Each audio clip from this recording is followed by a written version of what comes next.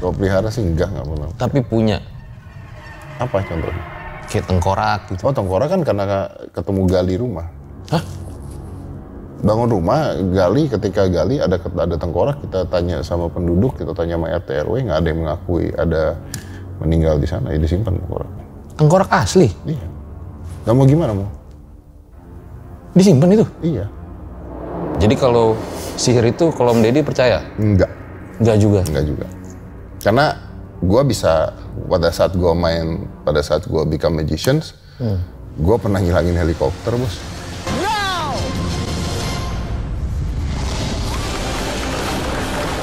Gue pernah jalan di atas air, gue pernah terbang. Apa yang mereka lakukan bisa gue lakukan. Gue pernah kecelakaan mobilnya mental 8 kali. Hah? Muter 8 kali, di Bali. Mobilnya muter? Muter. Kebalik gitu? Kebalik 8 kali. Kebalik 8 kali.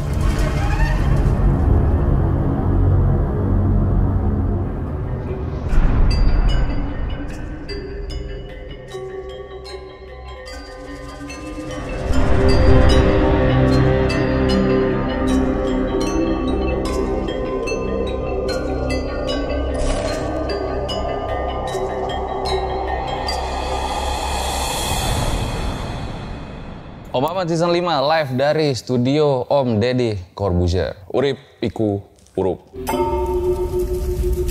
Urip iku urup. Hidup itu nyala.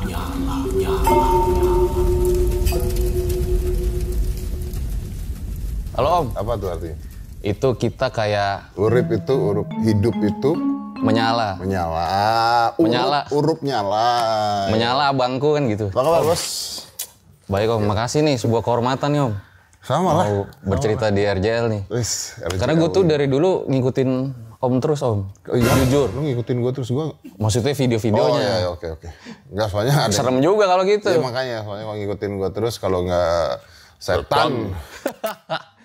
Dulu tuh gue sampai resign dari BUMN karena nonton video-video lo yang motif. Oh ya? Akhirnya gue fokus ke YouTube. Waktu itu. Karena nggak berhasil korup di sana ya? Nanya. Ini beneran horor pembahasannya nih. Katanya horor. Iya. Horor loh, ini horor banget. Gimana? Apa? Iya, Kita mau bahas gitu. apa nih? Nah, ini langsung aja kali Om ya. Iya, boleh yuk. Apa nih? Pernah ada nggak sih gitu pengalaman misteri selama hidup gitu? Oke, selama hidup ya. Selama gue hidup pengalaman misteri. Sebenarnya gini, harus didefinisikan dulu misteri gimana nih. Karena kalau buat gue misteri terakhir yang pernah gue lihat adalah 271 triliun hilang tuh misteri banget. Karena kok bisa gitu kan kawinan di Disney pakai duit rakyat gitu. Itu misteri itu buat gue.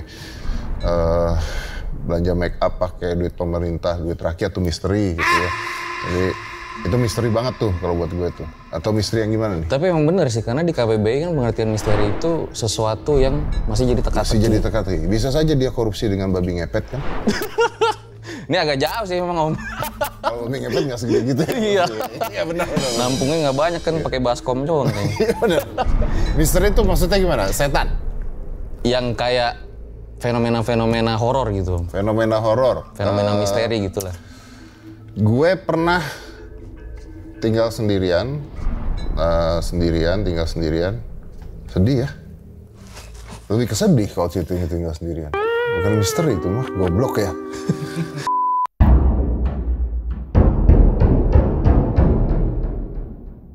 Katanya pernah ngeliat tuyul. Kok gitu sih cara ngomong lo? Enggak, gue denger di podcast Om. Waktu itu podcast siapa Tapi cara ya? ngomong lo tuyul ngeliat gua, Bos. Salah ya? Salah itu. Sumpah gue merinding nih wawancara Om Ded guys.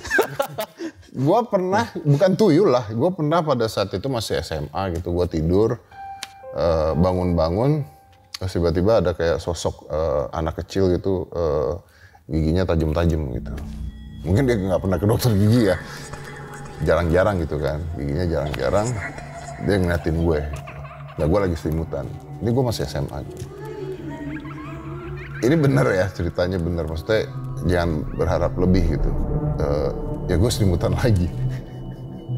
Itu di depan lu percis Om? Ya kayak gue tidur di sini, lu di situ deh. Gitu. Jadi gue bangun, kok ada begituan tuh apa gitu. Terus ya udah gue selimutan lagi gitu. Ya tidur lagi. Oke. Maksud gue kalau emang bener setan juga ngapain gitu kan, mau bukan piaraan gue juga kan tuyulnya kan, maksudnya ya udahlah biarinin aja. Tapi gue merasa pada saat itu there is so many explanations. Karena kan alam bawah sadar kita berpengaruhnya besar. Atau mungkin aja pada saat gue yang lihat kayak tuyul itu sebenarnya mungkin gue dalam keadaan schizofreni, dalam keadaan guanya lagi capek, lagi apa, terus gue menciptakan apa bedanya sih orang lagi di padang pasir ngeliat ada Coca-Cola gitu kan. Itu kan image yang diciptakan sama gambaran pikiran kita pada saat itu. Karena zaman itu tuh lagi film-film setan tuh semuanya tuyul. Beranak dalam kubur yang kayak gitu-gitu. Jadi image setan itu selalu anak kecil bergerigi giginya. Kayak gear motor tuh. Jadi image itu tuh yang selalu ada. Jadi mungkin aja gue menciptakan image itu di saat gue tidur itu gitu. Tapi lu percaya nggak Om? Dulu tuh pernah ada seminar tentang tuyul. Oh benar, itu benar. Gua tahu ada, tapi kan kita juga pernah ada seminar tentang korupsi. Iya. Bukan berarti tidak ada korupsi kan, gitu kan. Jadi kalau seminar tentang tuyul, ya percaya pasti ada. Gue tuh pas tahu tuh kaget banget loh, karena kan yang datang tuyul kan? jadi orang yang pengen belajar nyari tuyul. Jadi gue pernah dapet narasumber gitu ya. Emang dia dulu aktivis zaman Orde Baru dan dia ternyata pernah datang ke seminar tuyul. Gue kaget. Seminar tuyul, karena kan di zaman gue ya pas kuliah mana ada seminar tuyul gitu. Bener. Ada ya? Ternyata zaman dulu tuh ada seminar tuyul. Pas gue cari di Google beneran ada dong. Ada seminar tuyul. Dulu ya, tapi dulu ya. Iya dulu. Dan ada yang datang. Itu termasuk salah satu narasumber gue. Wah, goblok tuh orang beneran. Seminar cari tuyul. Sekarang udah gak laku lah tuyul apa. Nyari tuyul tuh bisa ngambil berapa duit sih? Iya kan? Iya. Gak melebihi pejabat kan? Mending kayak begitu ya. Gajinya maksudnya ya. Gaji pejabat kan lebih besar dibandingkan yang diambil tuyul gitu. Jangan berpikiran negatif. Iya. Beneran horor nih guys episode kayak gini. Pikirannya. Tapi ini hari ini tuh gambaran erjal banget gitu Om ya. Jadi ketika ada fenomena misteri, kalau bisa kita pakai logika dulu gitu. Nah, itu yang biasa emang gue bilang ke penonton gitu. Jadi misalnya kita 3 hari nggak makan, terus kita lewat hutan gitu loh. Betul. Nah ketika pulang badan kita panas, gue ketempelan nih. Enggak, lu belum makan. Lu belum makan, betul. Itu biasa yang gue bilang kayak gitu sih Om. Ya, gitu. Lebih baik ditempel koyo sih kalau itu kan. Kalau lu 3 hari belum makan, langsung tempel koyo aja. Dulu. Katanya lu pelihara atau punya barang-barang mistis. Bener nggak Om? Pelihara sih enggak, kalau pelihara kan harus dibiayain ya. Kalau pelihara lebih baik pelihara ani-ani ya. Kayak gadun ya. Iya. Kalau pelihara sih enggak pernah. Tapi punya. Apa contohnya? Kayak tengkorak gitu. Oh tengkorak kan karena ketemu gali rumah. Hah? Bangun rumah, gali, ketika gali ada tengkorak, kita tanya sama penduduk, kita tanya sama RT RW, nggak ada yang mengakui ada meninggal di sana, ya disimpan tengkoraknya. Tengkorak asli? Iya. Nggak mau gimana mau? Disimpan itu? Iya. Tapi nggak ngalamin apa-apa sama tengkorak dia itu? Sih mati ya. Maksudnya? Oh guanya, oke. Guanya nggak ngalamin apa-apa, ya nggak ada apa-apa juga. Itu sempat gua simpan aja, gua taruh aja. Iya ya. Gua taruh aja. Soalnya kan kalau di zaman dulu kan ada kepercayaan animisme, dinamisme gitu ya. Ada sebagian orang yang meyakini bahwa kalau benda-benda kayak gitu tuh ada unsur-unsur kekuatan rohnya di dalamnya. Nah, gua gitu. rasa kalaupun ada bahagia karena gua rawat kan. Lu rawatnya gimana? Kan dibersihin.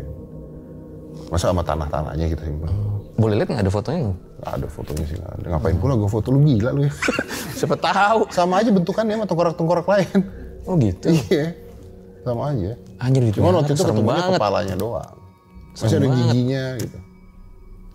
Masih ada giginya juga masih ada. Giginya masih ada? Masih. Masih giginya masih ada. Tapi kepalanya doang? Kepalanya doang. Mungkin ya nggak tahu meninggal kenapa pun gua nggak tahu gitu. Kita sempat ke kelurahan RT RW zaman itu ya. Ya tidak ada penduduk sana yang mengakui.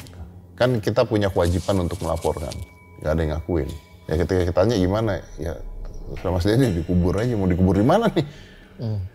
Ya udah, ya dibersihin dan sebagainya, ya gua taruh di meja. Gua taruh di meja. Nah banyak teman gua yang berpikir itu mainan.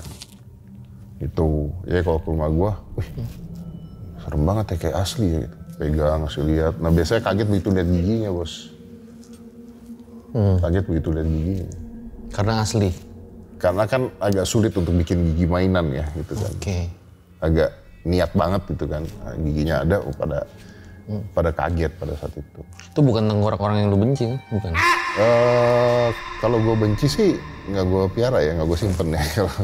Langsung kubur aja. Kubur aja. Langsung dikubur aja. Cicak hitam katanya pelihara juga? Nggak piara lah, dia datang sendiri. Hah? Ya masa kita piara cicak? Datang sendiri ke rumah? Ya kan ada cicak hitam aja di rumah, bukan dipiara. Gede? Cicak mah kecil, kadal gede. Oh cuman kayak biasa? Cicak. Tapi kayaknya kembar deh. Datang ke rumah? Datang ke rumah kali ya. Karena rumah gue ya. Oh iya juga Iya sih. kan, dia pasti datang dong dari mana gitu kan, sampai rumah gitu. Cuman bisa gue kasih makan gitu. Sampai sekarang tuh? Sekarang gue udah pindah rumah soalnya. Oh udah nggak diinin lagi? Mau gue bawa tapi bini gue nggak boleh. Karena bisa gue panggil cicaknya. Panggil gimana? Keluar cicaknya, hitam gitu segini.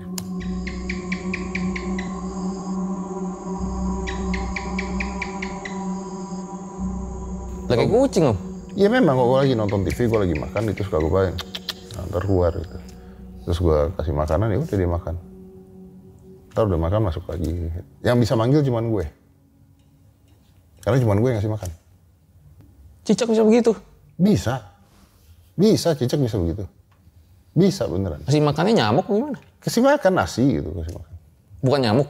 Bukan lah, niat banget gue nangkepin nyamuk buat dia. Kasih makan nasi, ya, makan. Nah waktu itu sempet memang bini gue kaget karena, itu juga gue kaget karena gue manggil cicaknya.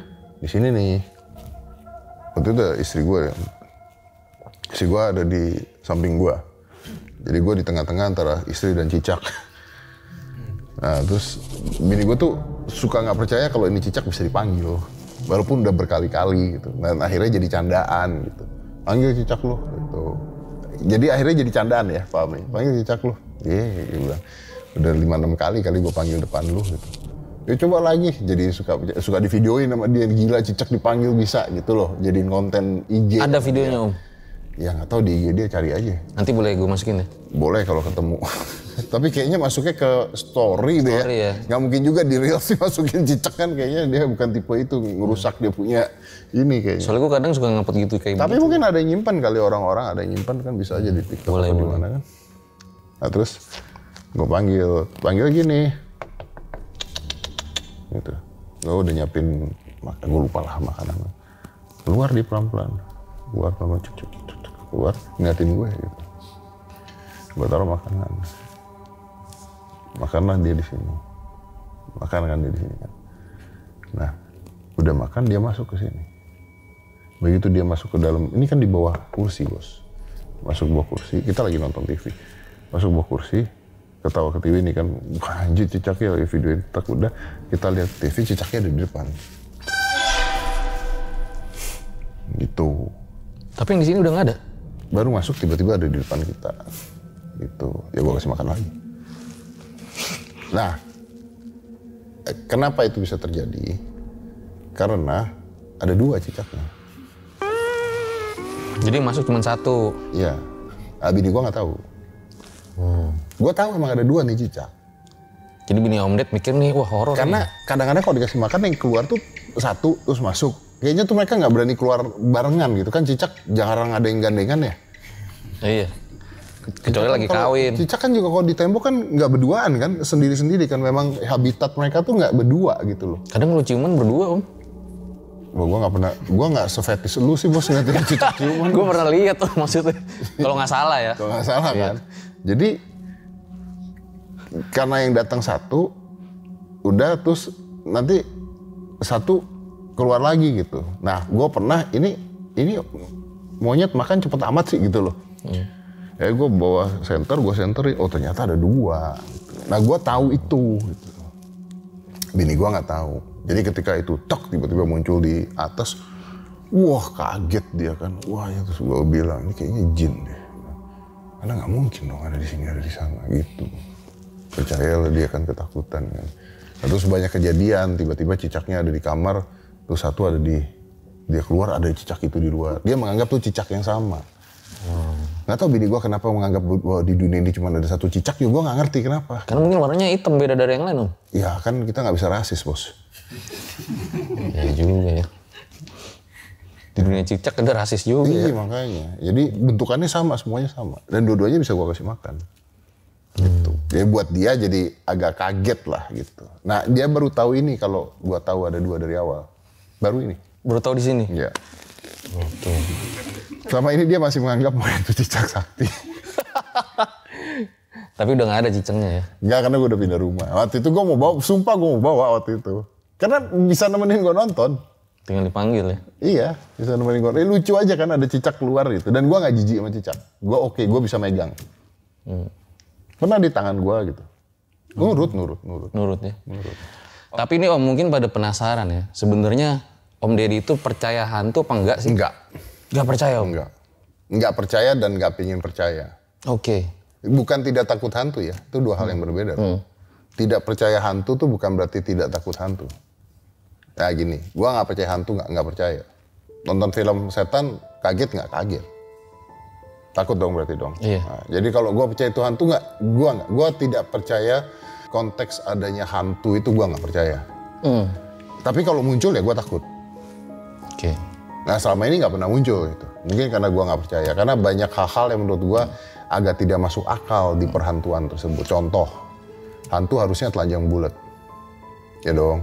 Kan hantu kan roh kan katun nggak ada rohnya nih. Jadi kalau dia mati gentayangan harusnya telanjang bulat dia. Gitu.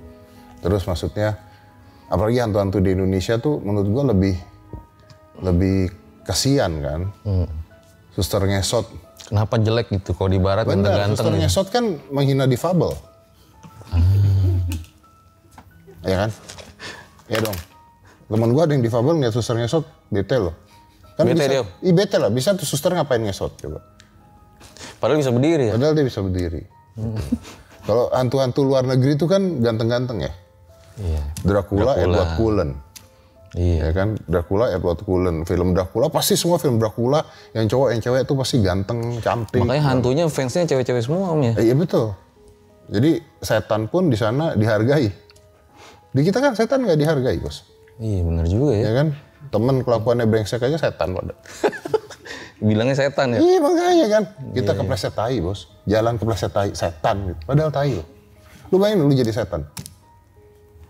Seberapa Coba gua gak kepleset berharga tai. dirinya ya? Coba gua keinjek tai. RJL nih. What? Pasti sakit hati gitu. Nah gue bayangin kalau gue jadi setan tuh. Wih. Bangsat nih orang-orang nih. Gitu. Makanya akhirnya dia nakut-nakutin orang. Karena setan dihina-hina sama manusia. Lu bayangin ya, dipanggil. Ada nyanyian pemanggil setan. Ada loh. Gimana nyanyi? Iya kan ada itu yang pocong lah, yang bukan yang apa. Jelangkung. Jelangkung lah, sesajen lah, manggil arwah. Kan ada kan.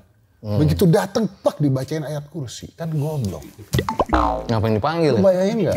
Bro, ya studio gua dong. Begitu lu datang, thank you ya bro. Sakit hati lu jadi setan. Ngapain lu ngundang gua Ngapain gitu? ngundang? Jadi setan tuh kita mainin gitu. Itu tuh orang Indonesia. Makanya kalau Anda digangguin setan emang Anda kurang ajar sama setan. Jadi wajar ya? Jadi wajar setan mengganggu manusia tuh wajar.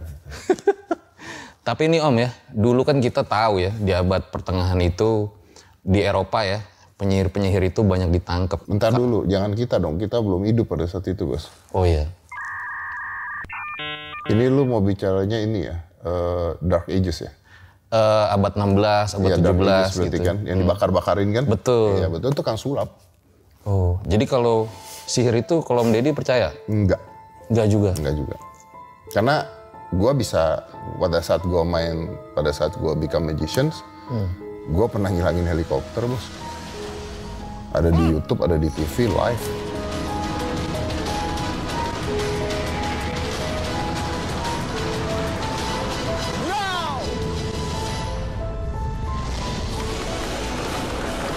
Gue pernah jalan di atas air, gue pernah terbang. Apa yang mereka lakukan bisa gue lakukan. Gue tidak mengatakan bahwa mereka melakukan dengan cara gue, tapi gue bisa mengintimasikan apa yang mereka lakukan. gitu. Nah kalau gue percaya pada apa yang mereka lakukan, gue nggak mungkin mencari cara untuk melakukan. Jadi kalau kita bicaranya sebagai magician atau sebagai seorang yang mempelajari psikologi, gue tidak boleh percaya. Oke. Karena kalau gini ya, misalnya gue misalnya sebagai pesulap gitu ya, gue magician.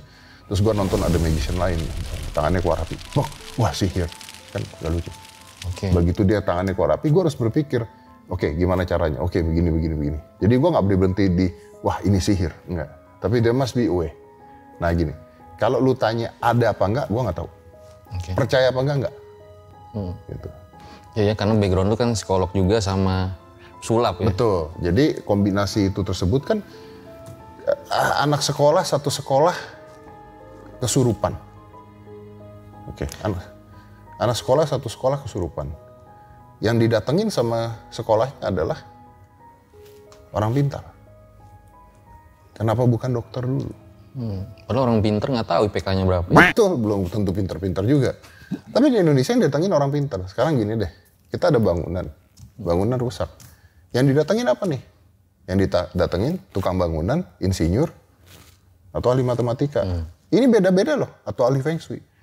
Kalau lu insinyur, dia akan ngomong, wah ini begini-begini. Kalau tukang bangunan, dia akan bilang, wah ini pak mungkin masang batunya kemarin kurang. Kalau orang matematika, dia bilang, wah ini hitungan ininya salah. Kalau feng shui, wah ini karena kebalik. Jadi siapa yang dipanggil menentukan hasilnya kan. Oke. Nah ketika itu satu sekolah terlihat seperti kesurupan, lu panggil dukun, ya kesurupan jadinya. Gitu. Coba lu panggil Branwir. Damkar. Semprot tuh semua. Si semprot langsung sadar ya? Sadar. Jadi tergantung siapa yang dipanggil. Gitu. Nah di Indonesia kebanyakan ketika ada fenomena yang kita tidak tahu, akhirnya dibilang bahwa itu fenomena yang kita tidak tahu, kita mencari jawaban yang paling sederhana. Jawaban paling sederhana apa? Ya setan. Jawaban paling sederhana apa? Ya sihir. Ya apa? Ya santet. Jawaban paling sederhana, pelet. Itu jawaban paling sederhana gitu menurut gue. Itu ada teorinya. Maksudnya, gue lupa lagi nama teorinya. People will, ada namanya ya. Oke. People will, gue lupa namanya, nanti di Google aja. People will find the easiest answer as the right answer. Orang akan mencari jalan paling gampang untuk dianggap bahwa itu benar. Contoh gini, ada kucing tiba-tiba ngeliatin tembok, ada anjing tiba-tiba ngeliatin tembok ngaung, marah. Okay. Easiest answer, ada setan. That's easiest answer. Difficult answer, samperin kucingnya, samperin anjingnya, cek temboknya ada apa, ketok-ketok temboknya, bongkar temboknya, dalamnya kira-kira ada apa, atau ada tikus terperangkap di sana, atau ada selang di sana yang mengalirkan listrik, makanya anjingnya terganggu pendengarannya. But that's very difficult to do. Lu harus ngancurin tembok dulu, lu harus periksa dulu, susah banget. Jadi carilah jawaban paling sederhana. Ada setan berdiri di sana, selesai. Karena people will try to find jawaban paling sederhana. I get the point tuh ya. Iya, jawaban paling sederhana. Gitu. Tapi ngomong-ngomong tadi menarik juga nih Om, susuk, pelet gitu ya. Kan Om Deddy ini di dunia entertain udah lama ya. Pernah tahu nggak sih ada artis pakai susuk apa pelet gitu? Gua nggak tahu ya kalau artisnya siapa, tapi kan banyak juga yang aku pakai susuk, pakai apa yang dimasukin paku. Bahkan ada yang bilang di ronsen beneran ada pakunya gitu. Ya sekarang kenapa kalau di ronsen beneran ada paku-pakunya, kenapa?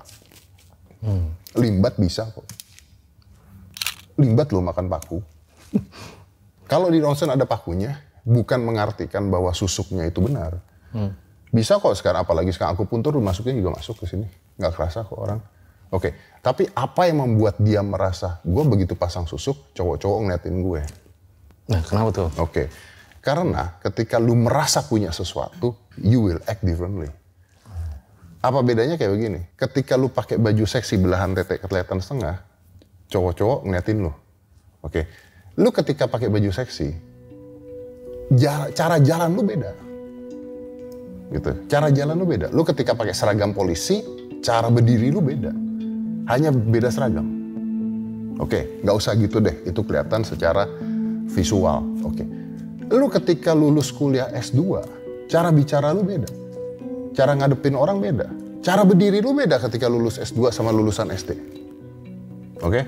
Ketika seseorang merasa dan percaya bahwa dia ada susuknya, subconsciously dia akan berbeda. Dia akan berbeda. Jadi misalnya gue cewek ngeliatin lu yang tadi belum pakai susuk gitu kan. Terus gue ngeliatin lu gitu. Sekarang karena gue udah ada susuknya, gue merasa gue punya susuk, gue akan lebih pede ngeliatin lu. Karena gue merasa bahwa lu akan tertarik. Jadi sebenarnya mindset aja ya? It's mindset, menurut gue it's a mindset. Jelek mah tetap jelek. Tapi dia lebih ceria. Dia lebih, gerakannya lebih... jati diri lebih keluar lagi. Jati dirinya lebih keluar. Karena sugestif. Itu kan placebo. Apa bedanya dengan kita ke dokter, disuntik, kita merasa sembuh. Gitu. Padahal disuntik, what? Iya tuh, kadang kalau gue juga lagi sakit, ke dokter, belum ke dokternya udah sembuh. Kalau kita ke dokter bukan langganan kita nggak merasa sembuh. Ke dokter langganan kita sembuh. Setuju tuh. Itu placebo kan. Nah, placebo? Ada lagi nocebo. Nocebo itu artinya efek negatif yang diberikan padahal tidak terjadi.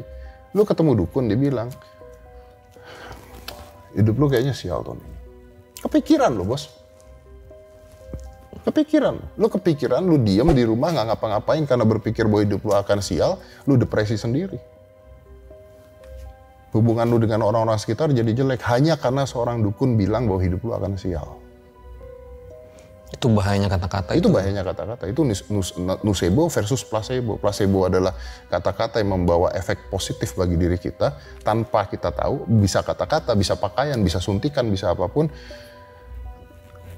Air, minum, sembuh.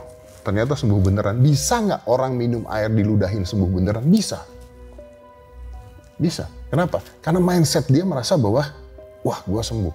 Kalau mindset dia merasa bahwa dia sembuh, otomatis otak kita ngelancarin tuh hormon-hormon endorfin dilancarin, hormon-hormon macam-macam dilancarin bahwa kita believe we are okay. And when we believe we are okay, salah satu contoh gini, sakit mah tuh gara-gara apa kebanyakan? Bukan gara-gara makan pedas salah makan. Stres. Artinya sakit mah aja itu gara-gara pikiran. Jadi banyak sekali penyakit-penyakit yang kita nggak tahu, tapi kita taunya seakan-akan kita sakit, tapi it coming from your mind. That's how dangerous and beautiful is our mind. Kalau kitanya lagi bahagia, kitanya lagi senang, kita lagi sehat dan sebagainya, molekul-molekul ke atas kepala dan ke otak kita ngerubah. There is even a name, namanya hope molecule. Nah kalau ada hope molecule yang ke bawah lagi, secara fisiologis ke bawah, kitanya jadi merasa sehat. Jadi segitunya sebuah kata-kata itu atau sebuah kepercayaan seseorang itu bisa ngerubah lu. Sama lah kalau kita bilang, lu lihat kaca setiap hari lu bilang gue harus jadi orang sukses, gue harus jadi orang sukses, gue harus jadi orang sukses. Otak kita tuh gampang dibohongin. Our brain is easy to lie. Jadi kalau kita bilang lu harus jadi orang sukses, terus ngomong di kaca dan sebagainya, otak kita merasa bahwa kita tuh sukses. Maka otak kita akan bekerja menyuruh kita jadi lebih sukses. Ini dia kenapa di psikologi perkembangan usia anak tidak boleh orang tua mengatakan kamu bodoh, kamu bodoh, kamu bodoh. Yang boleh kamu tolol. Nah, nggak boleh. Kenapa? Karena akhirnya akan membuat si anak tersebut merasa bahwa dia beneran bodoh. Gitu. Jadi sugestif itu kuat sekali. Gitu. Nih gue tuh pernah ke dokter dulu om. Jadi waktu itu gue lagi tifus sama DBD. Itu berapa minggu gak masuk. Nah akhirnya gue udah sembuh tuh. Nah habis sembuh gue masuk kerja tuh. Nah masuk kerja tuh perut gue gak enak. Akhirnya gue gak masuk lagi ke dokter lagi. Tahu gak om kata dokternya apa? Kamu nih gak sakit kata dia. Coba pikirnya deh. Sehat sembuh gitu. Nanti sembuh sendiri dah katanya. Jadi waktu itu gue kagak dikasih obat dok. Om. Karena mungkin dia nge-periksa lu gak sakit kan? Akhirnya gue mikir kayak gitu sampai sekarang. Kalau misalnya gue lagi agak sakit gitu, bisa sehat-sehat sembuh. Ya, gue percaya hal tersebut. Gini deh teman kita deh, Vidi Aldiano, dia cancer loh bos. Ginjal tinggal satu loh, cancernya ada di ginjal loh. Salah satu cara pengobatan dia adalah being happy. Being happy. Dan ketika dia happy dan sebagainya, sakitnya hilang. Karena otak kita tuh pintar sekali untuk mengakali badan kita. Gini ya, bukan artinya kita nggak ke dokter ya. Bukan artinya kita nggak ke dokter ya. Karena kan ilmu kedokteran juga berkembangnya pesat banget ya. Maksudnya obat itu sangat membantu. Tapi kalau lu makan obat, otak lu mengatakan bahwa gua nggak akan sembuh nih, gua nggak bisa sembuh nih, percuma nih begini, ya nggak sembuh-sembuh juga gitu. Jadi bener-bener dua sisi dari cara lu berpikir dengan dari apa yang lu konsumsikan, gabung. Gue tuh kan juga pernah ngundang psikolog, psikiater buat bahas horor ya, kasus-kasus yang pernah dia tanganin yang berhubungan dengan horor gitu Om. Nah gue pengen nanya sama lu nih Om. Jadi gue tuh dulu pernah mimpi gitu Om ya, jam 3 pagi gue kebangun. Jadi mimpi ngelihat ada mantan gue Om. Pas gue kebangun jam 3, kenapa si kampret yang muncul di mimpi gue gitu kan. Gue kepoin di IG-nya Om. Pas gue kepoin di IG-nya pakai akun cloningan tuh, ternyata dia baru ngepost, bokapnya meninggal. Gue merinding di situ Om. Kok bisa kebetulan kayak gini ya gitu. Kalau menurut lu tuh kenapa ya Om? Kebetulan. Kebetulan aja ya? Kebetulan. Kalau lu nanyanya gue, menurut gue kenapa? Kebetulan. Karena how universe works, kita hanya akan mengingat hal-hal yang menarik buat kita dan ngagetin. Mungkin banyak kebetulan-kebetulan di dunia ini yang terjadi sama kita tiap hari tapi tidak terlalu menarik. Gitu. Itu banyak banget. Contoh, berapa kali lu sadar bahwa lu pakai sepatu yang sama dengan orang lain di jalanan? Nggak ada yang sadar. Karena nggak penting. Gitu. Itu contoh kebetulan. Gitu. Kecuali cewek ya. Kalau cewek kan sepatu kita sama nih, anjir gitu. Baju sama. Beda case ya? Ganti kan. Kalau cowok kan nggak terlalu peduli. Nggak terlalu peduli. Nah, kalau kejadiannya seperti itu, menurut gua adalah kebetulan. Tapi kenapa itu menjadi menarik? Ya karena itu kebetulan. Karena itu sebuah kebetulan, makanya jadi menarik buat kita. Kebetulan-kebetulan tidak menarik, ya kita lupakan. Otak kita tuh pintar sekali memisahkan antara hal-hal yang menarik buat kita ingat, dan udahlah dilupakan saja. Gitu. Karena banyak hal-hal yang sebenarnya terjadi dalam diri kita dan kita lupakan. Kita lupakan. Dan itu menurut gua tuh hal yang sebenarnya harus diperhatikan oleh begini. Berapa banyak obat atau suplemen untuk meningkatkan daya ingat? Banyak. Kenapa tidak ada suplemen atau obat untuk membuat orang lupa? Menurut gua, banyak loh orang yang pengen melupakan dia punya trauma. Banyak banget tuh. Banyak loh. Tapi tidak ada tuh obat yang membuat lupa tuh, nggak ada. Orang suplemen membuat ingat gitu. Lu bayangin ya, lu habis diputusin sama mantan lu 3 tahun yang lalu, makan suplemen itu inget terus sama mantan lu kan. Iya kan? Dan mungkin kalau menurut gua kalau lu nanyanya seperti itu, itu sebuah kebetulan yang terjadi dan jadi inget lah gitu. Tapi pertanyaan gua lebih dasar lagi adalah, kenapa lu punya second account? Buat ngepoin orang-orang. Itu lebih horor. Itu lebih horor. Buat ngepoin orang-orang. Nah, itu dia. Anda ngepoin mantan Anda dengan second account itu lebih horor. Jadi tahu kan. Nah Om, ini kita balik lagi ke horor ya Om. Kan Om Deddy ini suka ngundang kreator-kreator horor juga ya. Ada nggak sih kayak pas udah diundang gitu, kayaknya ceritanya nggak bener dah nih gitu? Banyak. Banyak? Banyak. Hampir semua. Tapi bedakan antara gua tidak percaya dan gua tidak menghargai. Gitu. Jadi kalau di sini kan lu tanya pendapat gua kan. Kalau gua undang kan gua tanya pendapat dia kan. Bukan untuk berdebat loh sama gue. Gitu. Jadi maksudnya ketika fenomena itu ada, ya misalnya fenomena dukun santet. Kemarin gue ngundang mantan dukun santet. Ya kan. Ya silakan cerita, gue pengen tahu. Gimana.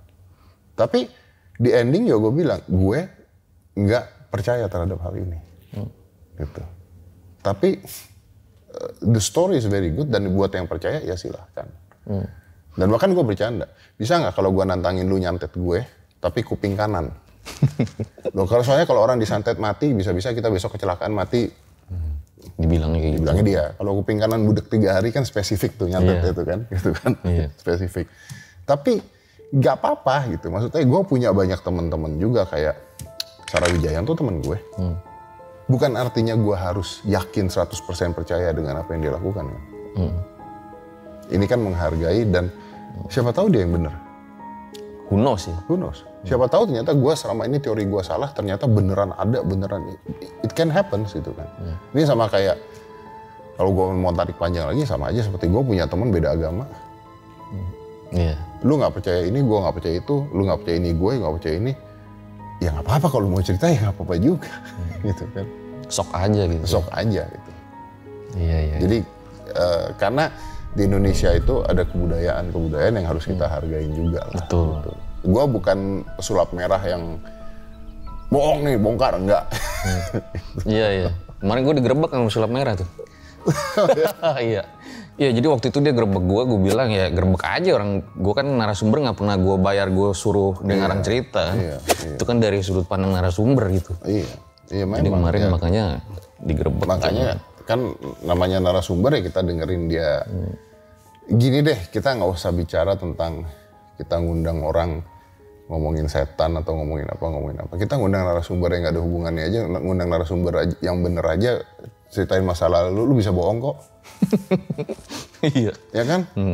Motivator, oh saya dulu susah ngekos ketika sekolah, tapi ngekosnya di Australia. Bohong juga dong gitu. Tapi kan ya udah, namanya manusia bisa menciptakan ceritanya dia sendiri-sendiri. Kita ketika ngundang narasumber ya kita ngehargain dia sebagai narasumber. Betul, itu setuju tuh gue. Nah ini kalau kita bicara horor itu kan kalau pengertian di KBBI gitu Om ya. Sesuatu yang dapat menimbulkan perasaan ngeri gitu. Kalau Om Deddy itu apa sih pengalaman yang paling horor selama hidup gitu ya? Bisa bukan tentang hantu ya? Pengalaman hidup hampir mati 6 kali. Hampir mati 6 kali? Hampir mati gue 6 kali. Gimana ceritanya Om?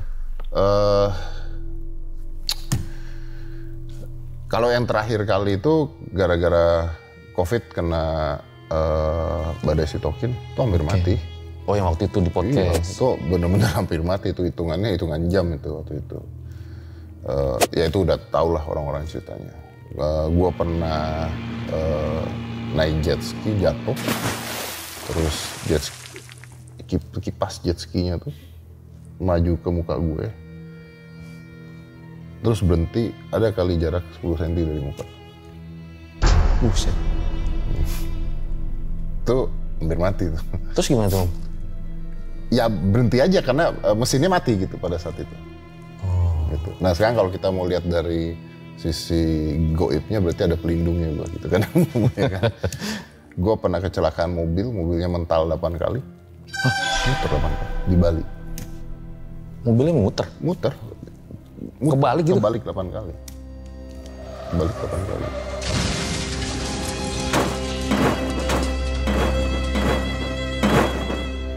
Terus di dalam rasanya gimana Om?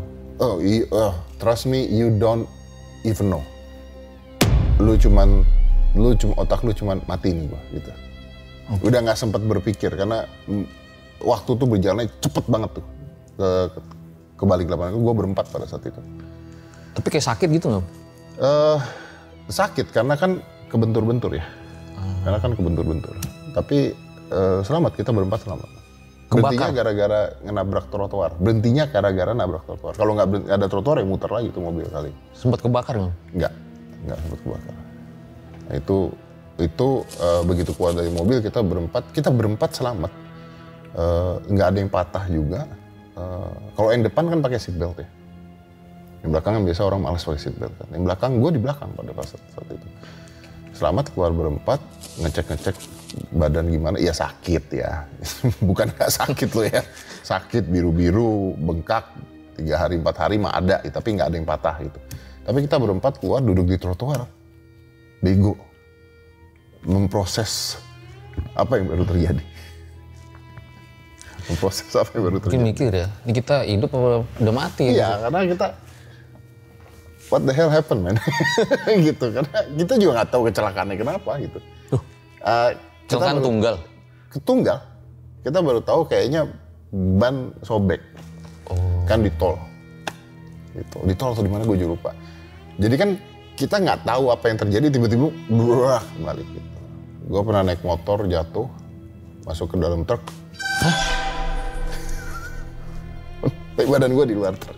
Motornya masuk, badan gue berhenti pas di luar truk. Kayak film Fast Furious ya? Iya memang. Tapi ini nggak disengaja. Itu pernah gitu. Pokoknya bukan lo latihan sulap kan Om? Bukan. Bukan agak bodoh sih kalau sulapnya begitu. Itu pernah begitu. Motor 2 kali gue kecelakaan. Pernah jatuh sampai helmnya pecah, kena batu trotoar, helmnya pecah, sini berdarah. Biasanya kalau lu udah antara hidup dan mati kayak gitu, apa yang lu pikirin saat itu? Yang gue pikirin bahwa mungkin yang gue lakukan selama ini sudah benar, maka Tuhan memberikan saya kesempatan lagi. Salah ya?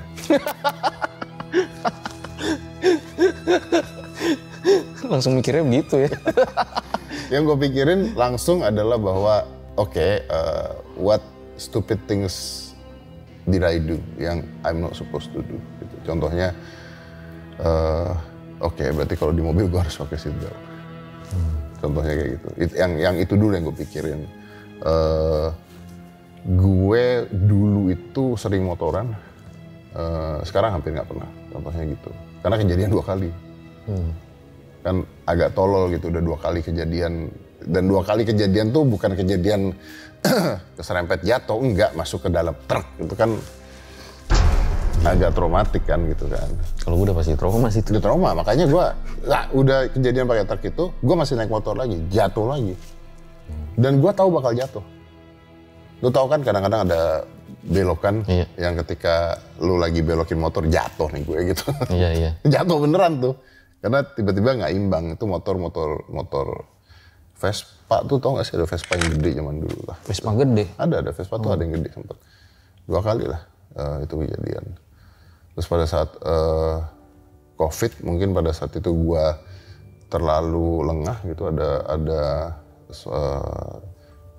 istri gue, bapaknya kena COVID, istri gue kena COVID. Terus gua masih nyamperin dia gitu. Nah ternyata, karena gue berpikir bahwa waktu itu gue nggak punya komorbid. Iya.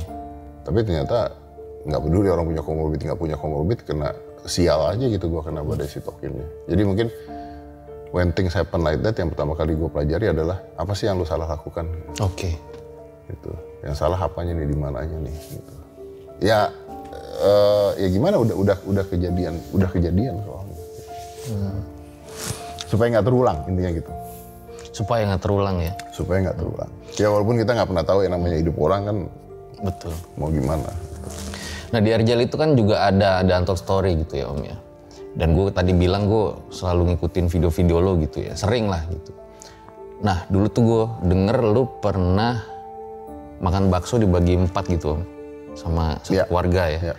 Itu gimana sih perjalanan hidup bisa sampai jadi pesulap sukses gitu Om? Mungkin bedanya adalah pada saat itu lebih mudah seseorang untuk sukses dibandingkan di zaman ini. Masa iya? Ya, karena pada saat itu kita tidak punya pilihan, gitu. Jadi kalau lu susah ya susah, kalau lu miskin ya miskin. Oke, gue harus nerangkannya mungkin secara pelan-pelan ya biar pemirsa. Zaman kapan pemirsa? Apa ya? Penonton ya?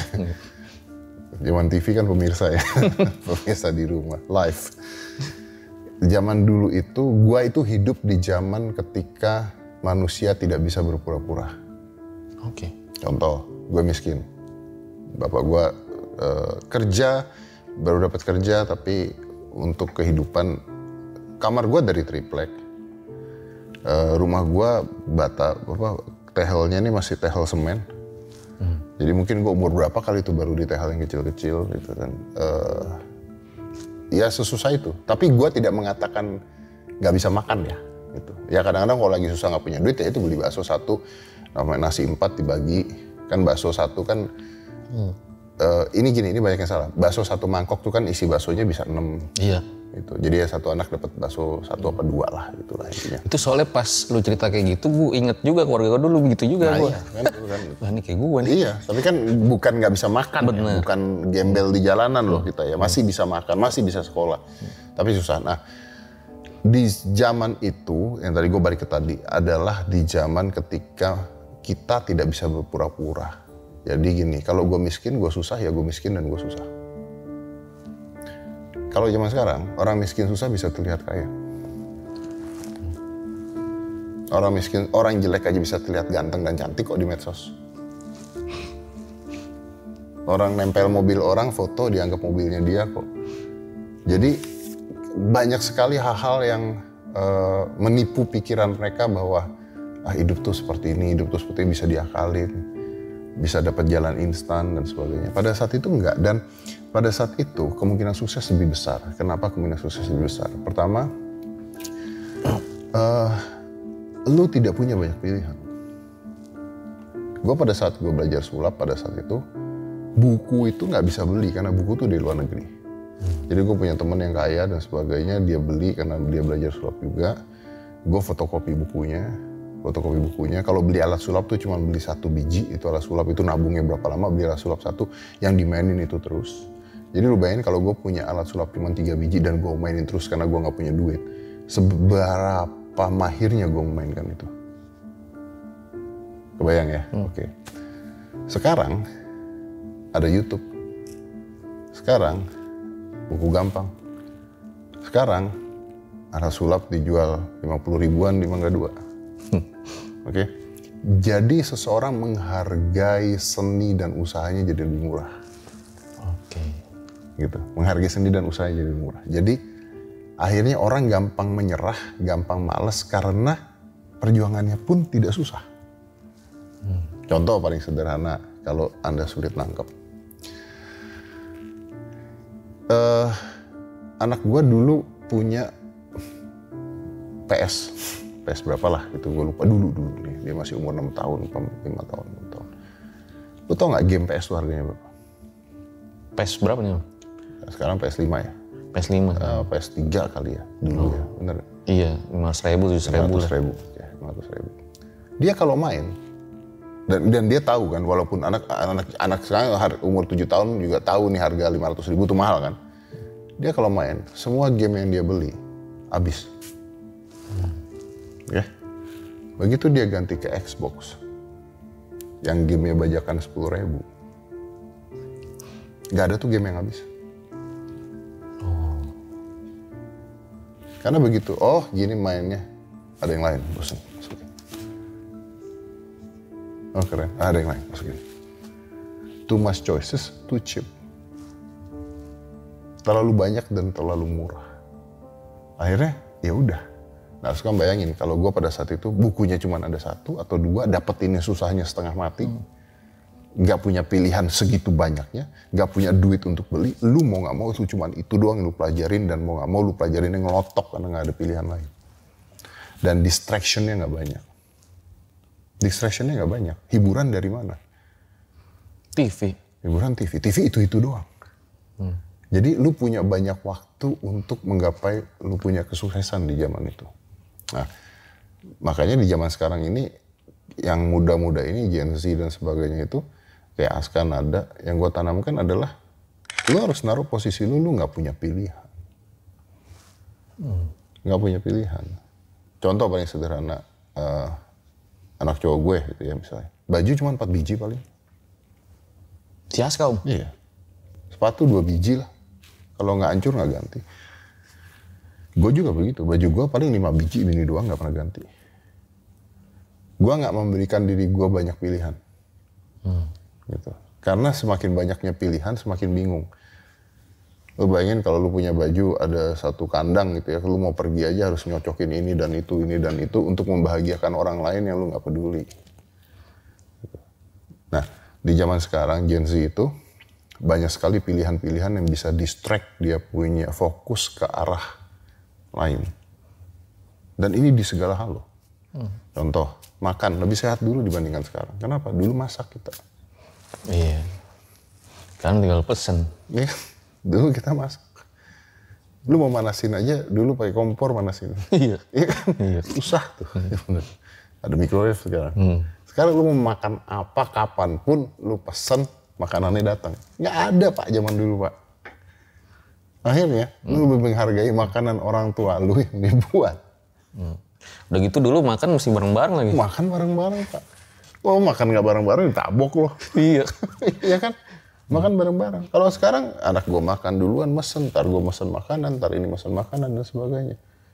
Karena segala sesuatunya dipermudah gitu. Nah ketika segala sesuatu dimudahkan, akan menciptakan orang-orang yang lemah. Gitu. Kan hard times, masa-masa keras create strong person.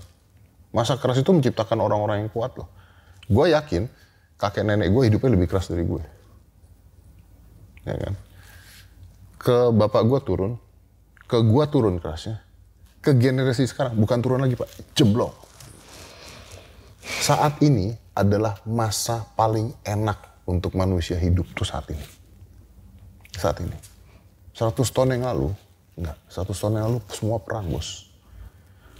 100 tahun yang lalu lu hidup aja syukur, Bos. Lu kena tetanus mati, Bos. Lu kena tipes mati, Bos. Disengat lebah lu mati 100 tahun yang lalu.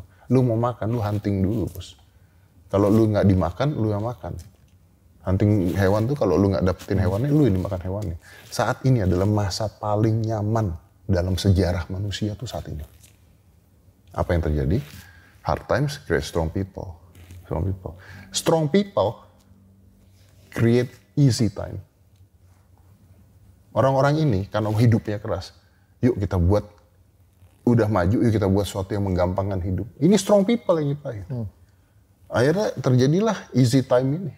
Easy time create weak people. Nah nanti weak people akan create hard times. Udah mulai terjadi. Orang kena nyinyir di sosmed. Nggak usah gitu. Anak kuliah kasih tugas, langsung minta healing 6 bulan. Betul. Nah, kemarin di Cina ada yang streamer dan sebagainya nyari duit buat ceweknya, mau McD nggak bisa. Bundir. Ayo, lu kan lihat ya, aneh bos. Tapi gue ada tim Gen Z om. Kadang gue kasih, ayo guys ada tugas ini nih. Kadang langsung palanya begini. Kenapa dah? Iya kan makanya. Kadang-kadang gue suka lucu kayak kemarin gitu yang masalah bundir itu. Gue bilang ini yang goblok orangnya. Gue bilang nggak usah dikasihanin. Oke. Nggak lu pacaran, lu nyari duit buat cewek lu, terus cewek lu mau ninggalin lu. Hei, banyak orang tua di sana, bapak-bapak, ibu-ibu, yang kerjanya tiap hari nyuci baju orang, yang kerjanya tiap hari jualan bakso di jalanan, sampai malam kakinya melepuh buat ngasih makan anaknya, nggak bos. Ente gara-gara nggak bisa makan McD. Itu mental yang terjadi sekarang tuh seperti itu. Ente gara-gara ditinggal cewek lu nggak bisa makan McD kan goblok. Tapi ini gue jadi inget guru-guru gue dulu om. Zaman sekolah itu kalau misalnya kita bandel ya, itu kan digampar itu udah biasa om. Lu tau penghapus kayu itu. Iya. Teplak ke kepala tau. Udah biasa, tapi kita jadi diem, nggak ngomong juga sama orang tua, ngomong sama orang tua dimolain. malah digampar lagi. Lagi orang tua kita. Tapi akhirnya ketika kita nerima keras hidup, kita jadi biasa aja gitu. Bukan biasa sih, maksudnya udah tahan banting. Udah tahan banting. Nah, kita tidak mau itu terjadi pada anak-anak kita, pada generasi berikutnya. Karena menurut kita ini sebenarnya kayaknya salah deh. Lebih baik kita bikin aturan.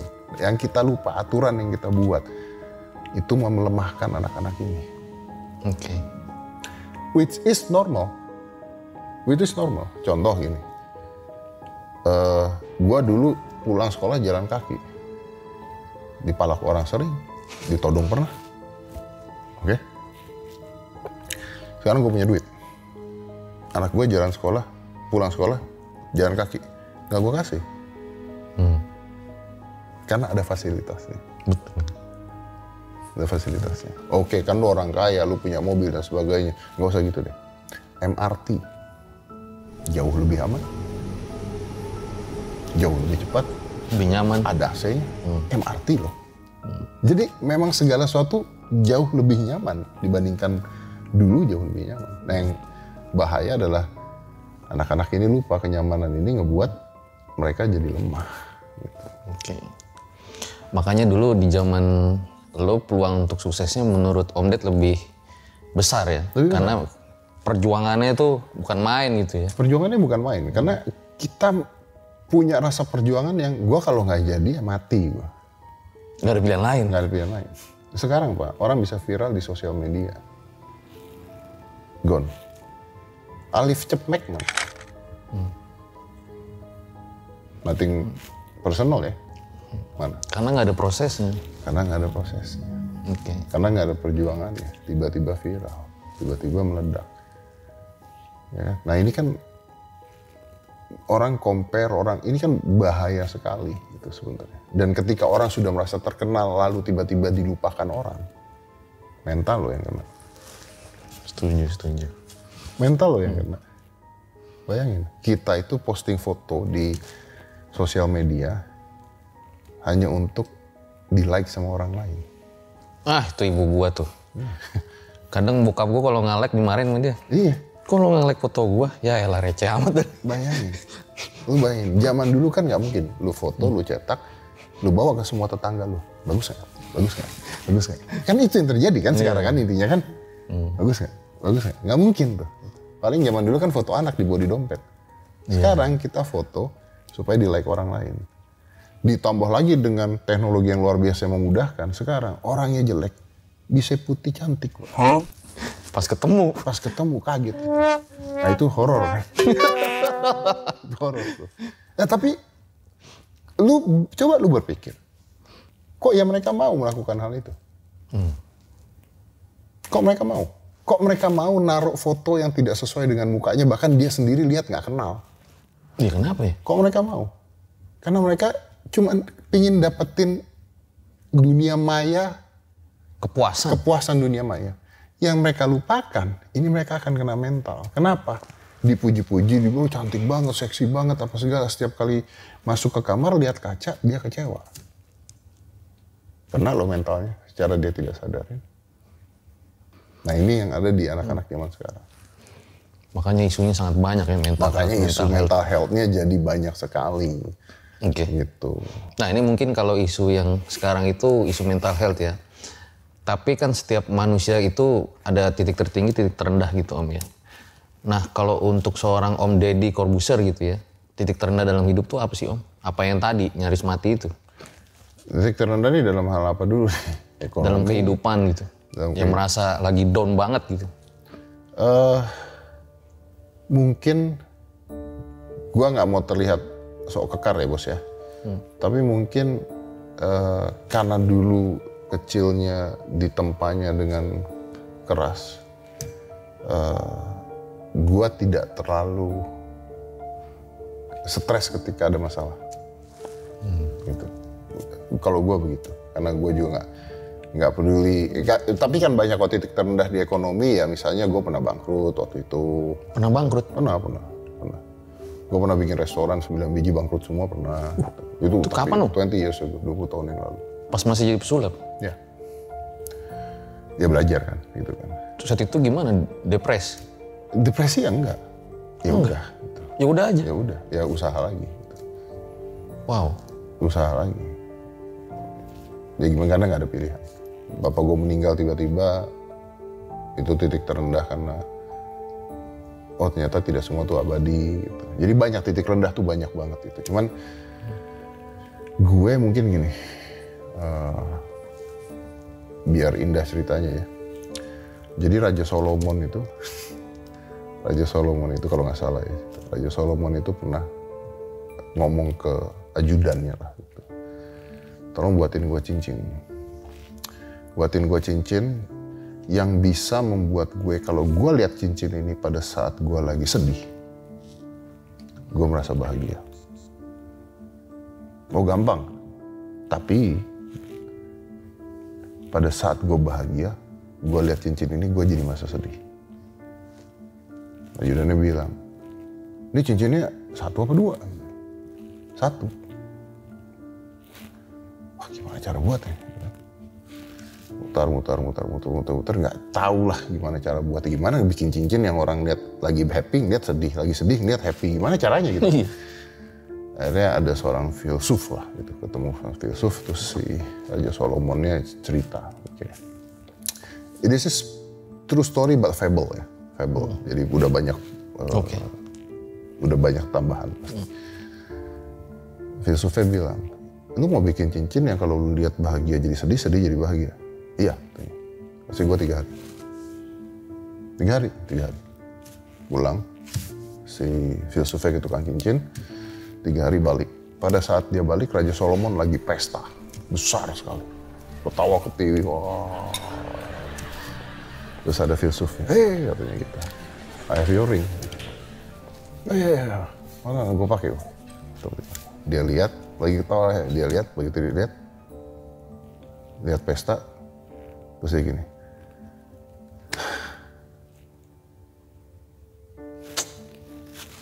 Sedih. Nah, dan cincin itu juga yang membuat dia happy pada saat dia lagi ada masalah. What is the ring? That ring, cincin tersebut yang sampai saat ini sangat terkenal menjadi quotes. Itu quotes-nya King Solomon. Apa tuh? That all shall pass. Maksudnya? Apapun itu pasti lewat. Ada tulisannya di cincinnya? Iya. Cuma tulisan doang. Apapun itu pasti berakhir. Jadi ketika lu lagi happy banget, lagi sukses banget dan sebagainya, lu lihat itu. Oke. Apapun itu, lagi happy, lagi ketawa ke TV, inget ya, ini bakal lewat. Lu lagi sedih, inget, ini bakal lewat. Semuanya bakal lewat. Makanya, akhirnya orang tua tuh ngajarin, jangan terlalu seneng. Nanti kalau seneng, biasanya ntar kenapa-napa. Kalau lagi sedih, gak usah sedih. Karena habis gelap terbit terang. Mungkin ini cobaan ujian buat kamu untuk jadi lebih sukses. Those words coming from Solomon's ring, that all shall pass. Jadi kalau lu nanya ke gue, ya apapun itu ya, gue naruh prinsip di otak gue, ya apapun itu akan selesai. Lagi happy, nggak selamanya akan happy. Lagi sedih, nggak selamanya aku akan sedih. Mesti siap gitu ya? Mesti siap. Karena dua-duanya ya pasti lewat di kehidupan kita. Pasti lewat. Nggak ada orang happy selamanya, nggak ada orang sedih selamanya, nggak ada. Gue kehilangan bapak gue sedih bertahun-tahun, gue sedih 3 tahun kali, gue sedih. Sampai 3 tahun om? 3 tahun, karena gue kaget meninggalnya. Kok nggak ada penyakit gitu lah. Tiba-tiba aja? Tiba-tiba jantung mati gitu. Jadi maksudnya kalau orang, ini menarik ya, kalau orang sakitnya lama, kita yang ditinggalin puas. Karena udah ngeliat dia kesakitan, kan jahat malah. Yang sakit, kesian.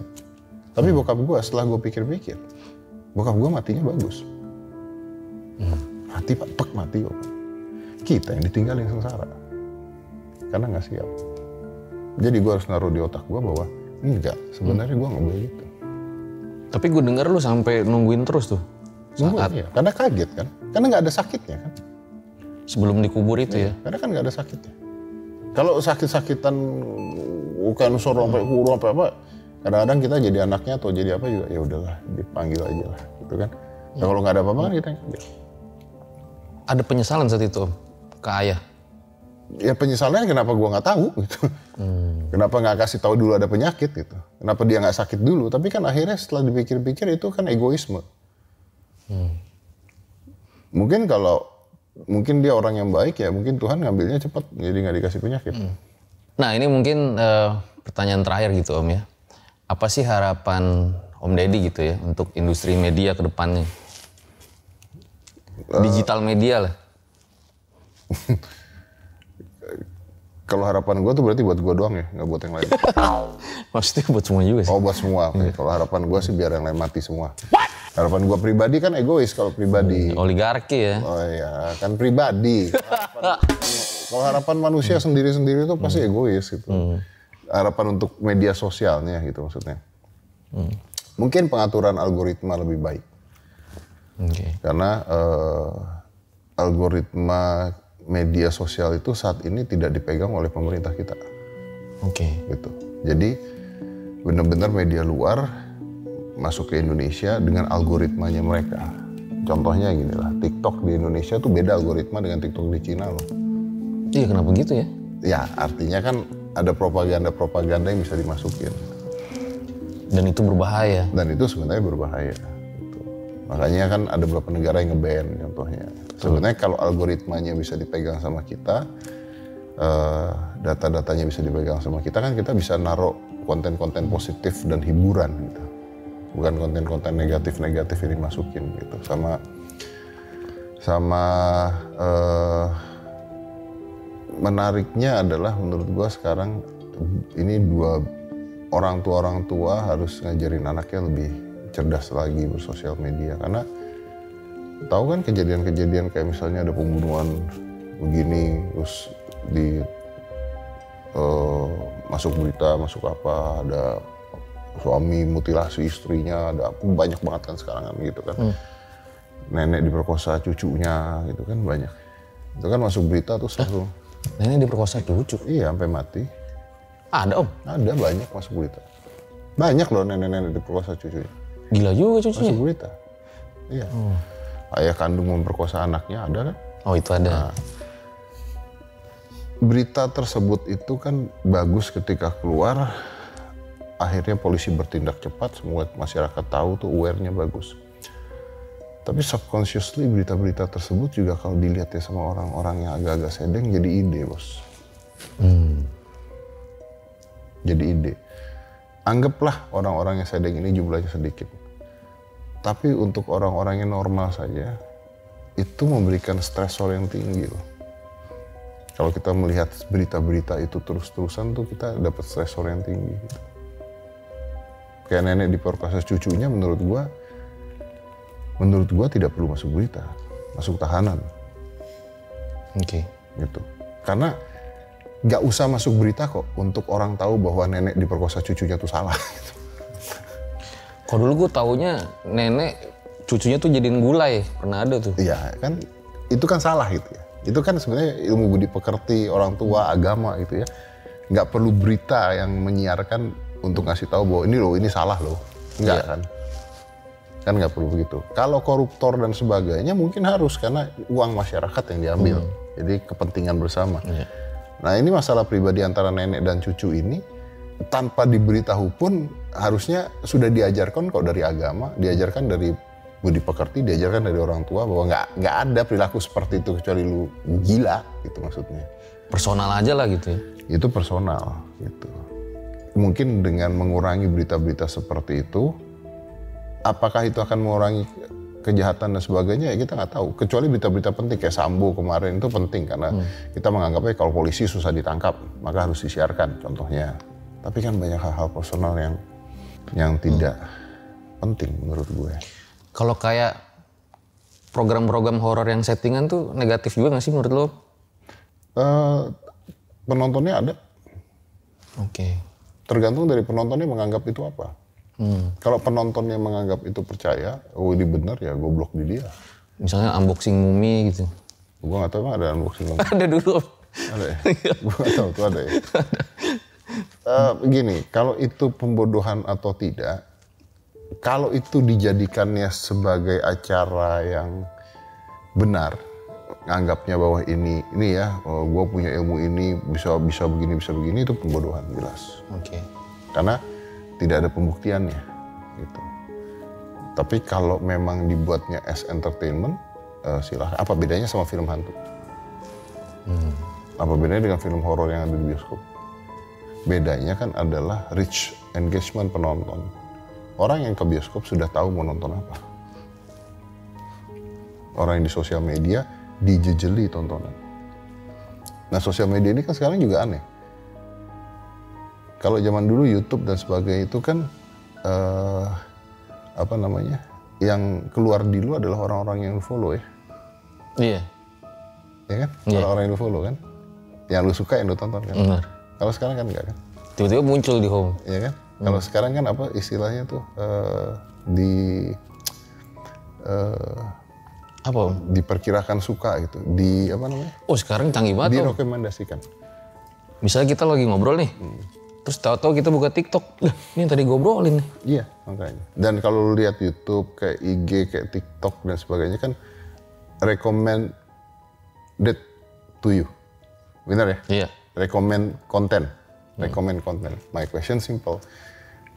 Rekomendasi ya? Oke. Siapa yang rekomendasi? Bukan kita dong berarti. Mereka dong rekomendasiin. Kalau mereka rekomendasiin nggak sesuai dengan kita gimana? Gitu. Kalau mereka rekomendasikan yang negatif gimana? Nah jadi sebenarnya jalan paling benernya adalah sebenarnya algoritmanya itu harus bisa dipegang oleh negara kita, asal negara kita nggak alay. Nah iya kalau algoritmanya dipegang negara kita alay, megang algoritmanya berantakan ya sama aja bohong gitu. Jadi kayak dua sisi mata uang aja lah ya. Betul. Jadi kalau negara kita bisa megang algoritmanya, maka Menkominfo-nya harus benar-benar bekerja sama dengan berbagai kementerian untuk menjalankan ini, bekerja sama dengan psikolog, bekerja sama banyak banget, ini ribet banget lah gitu. Iya. Kalau sekarang ya kita dapat suguhan apa yang tadi lu bilang, ngomong apa aja keluar. Ya dan akhirnya udah, wah seru juga ya nonton terus. Betul. Itu kan roulette effect, lu nggak berhenti kan.